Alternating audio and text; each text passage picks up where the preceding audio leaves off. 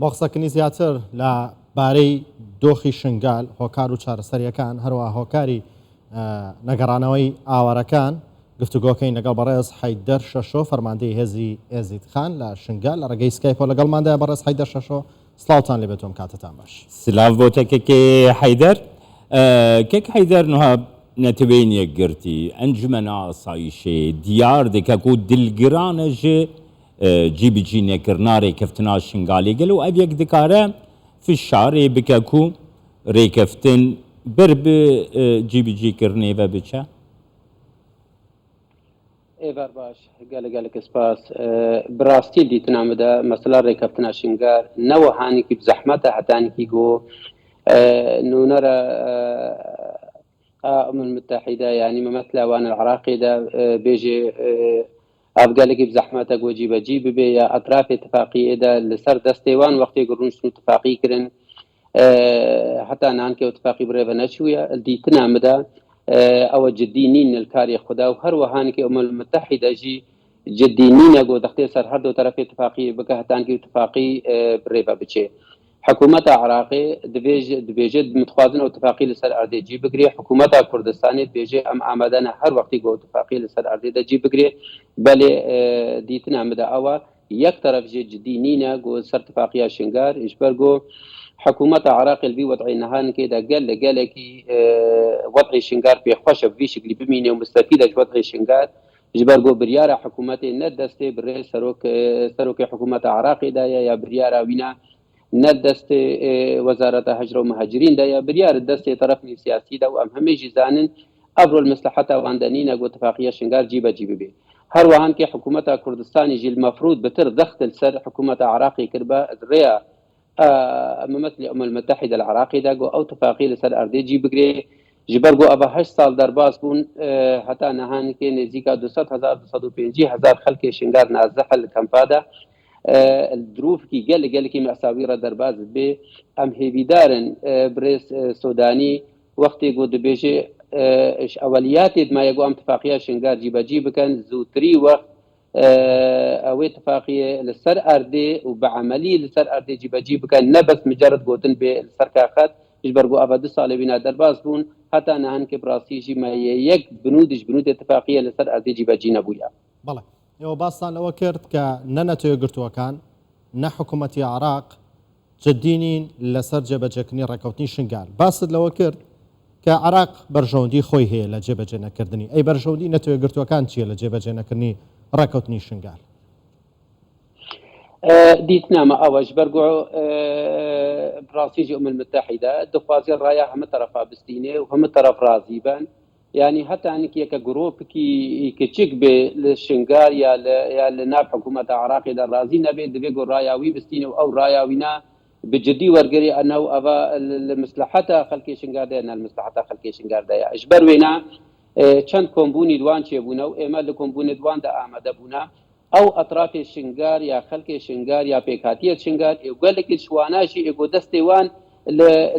لإبادة خلق شنغار ذهبوا لإبادة ازدياد ذهبوا رايا وان وكا رايا خلق شنغاري دستينين قالوا ايوان بشتباني باتفاقية كان يانا يا هر وهانكي او اطرافي مشمول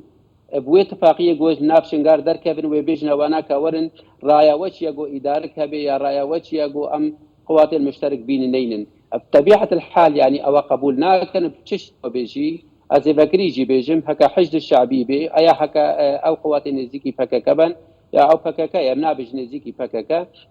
لان ضمن اتفاقيه دبيغو شنغار باكشين او وقت جو ممثل الامم المتحده الكومبون يدخل الرايه وان بستين بالتاكيد او بيجن اما باتفاقيه شنغار رنين او اتفاقيه شنغار لمصلحه خلق شنغار دانينا داوي كومبونا وان افرو بويا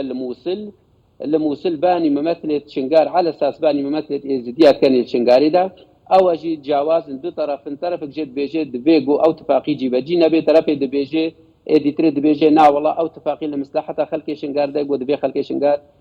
بقري او اتفاقي جيب بي اشبر وينا وقت يقول امد بيجن المتحده نجد ديال كاري خدا جبرجو هم طرف بالصدي سد بي اتفاقي رازينا كيكي حيدر نهان نجي بيجي كرناري كفتنا الشنغالي يعني نا جبرجو حكومة عراقي أفري كفتني مذكرية لقى حكومة كردستاني دبن شافني ريانة توينيا قرتي تا حمو ولعتين زلهيز بشكرياري كفتنا شنقاليتكن قالوا قابا قوري كفتنا يجي بيجي كرن أفيكنا قفك اللي سرسر يا عراقي بخوشيكو عراق ري كفتني قو إمزادك جبو برجبنديا حن آليان بخوجي بجيناكت شاوادن نرقين. بالتأكيد كاكي جمال يعني حقيقة جيجو أمبيجن حكومة عراقي ديارت بي صدي سدقو بريارة وينال دستي وينا دنينا بريارة وينا لهنك طرفي الخارجي هيا بريارة وينا لهنك خلقي عراقي بسر طرفي خارجي ده هيا جبرقو أو تفاقي لمصلحة وان طرف دنينا براستي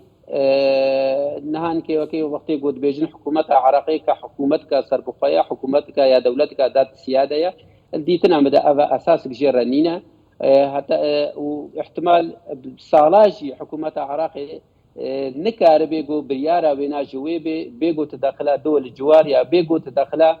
أو أطراف الدولية نهات حكمية عراقي كان وكاربي هر برياري سر أديدا جيبك أزويبه وريه دمان هر وقتی گو حکومت عراقی بو خودی قرار خو هر اتفاقیات نقابینا هرما کردستانی دبی و نقابینا حکومت عراقی به هک اتفاقیات شنگاره به یا هک ماده 140 به یا هک هر اتفاقیات دیبر وکا نفط و غاز و همه عوائق نقابینا هر دو طرفه و بین حل کرن هک تدخلات اطراف خارجیته دنبن جبر وینا نهان کې دوباره کم جار کدي تري حتى ان کې برياره حکومت عراقي دسي حکومت عراقي د نبي اتفاقيات لسر دي جيب جنابا بله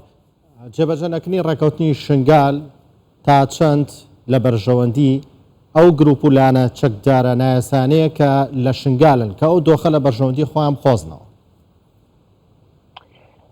براسياني هك لبرجوندي وانا بشكل كي مازن جنبي بزرار خلق شنغاري جالكتي ده هيا